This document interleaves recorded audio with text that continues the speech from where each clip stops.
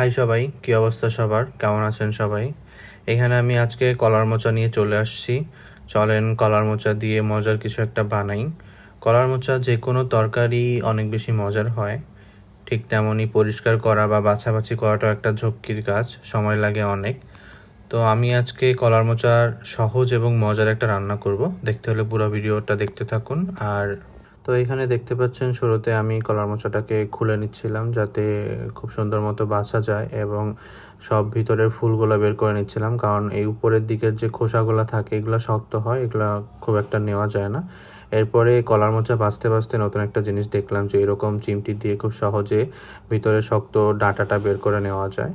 তো ওইভাবে সবটা বেছে পরিষ্কার করে নিচ্ছিলাম। এরপরে হচ্ছে একটা বাটিতে সামান্য পানি নিয়ে তার মধ্যে কিছুটা হলুদ দিয়ে ভালো মতো গুলিয়ে নিয়ে সেটা রেখে এরপর আমি হচ্ছে কলার মোচাটাকে কুচি কুচি করে কেটে নিচ্ছিলাম। এবং এই কলার মোচা কুচি করে কাটার পরে এই হলুদ গোলানো পানিতে ভিজিয়ে রাখলে কালো হয় না, যেহেতু আমরা জানি যে কলার মোচা কাটার পরই কালো হয়ে যায়। তো সেক্ষেত্রে এরকম হলুদ গোলানো পানিতে ভিজিয়ে রাখলে কালো হবে না। তো এইখানে আমি হলুদ গোলানো পানিতে সবগুলা কেটে ভিজিয়ে রাখতেছিলাম, কারণ এরপর আমার আরও অনেক কাটাকুটি বাকি। আমি প্রথমে কলার মোচাটাকেই ধরেছিলাম বাছাবাছির জন্য, যেহেতু এটা একটু সময়ের সাপেক্ষ কাজ। এরপর আমি কচি অংশগুলোকে একইভাবে কেটে নিচ্ছি, এবং এইখানে দেখতে পাচ্ছেন আমি সাথে নিয়ে নিয়েছি মসুর ডাল, রসুন কুচি, পেঁয়াজ কুচি, মরিচ ফালি এবং হলুদ, ধনিয়া আর জিরার গুঁড়া। এরপর যেটা করতে হবে, একটা কড়াই নিয়ে তার মধ্যে একে একে আমাদের যত যা উপকরণ ছিল, কলার মোচার থেকে শুরু করে ডাল বাদবাকি সব দিয়ে এর মধ্যে পরিমাণ মতো লবণ আর তেল দিয়ে হাত দিয়ে খুব ভালো মতো মাখিয়ে নেব। এখানে হাত দিয়ে মাখিয়ে নিলে রান্নাটা বেশি মজা হয়।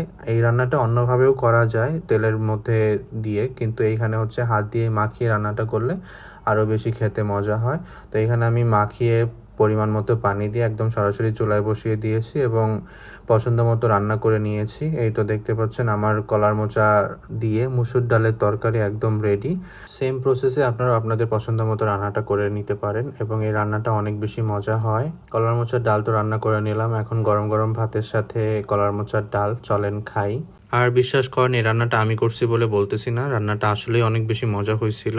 আচ্ছা যাই হোক, নিজের প্রশংসা আর না করি। তো এইটা তো গেল একদম সহজ একটা রান্না। কলার মোচার আরও কোনো রেসিপি বা পদ জানা থাকলে আমাকে অবশ্যই জানাতে পারেন কমেন্ট সেকশনে।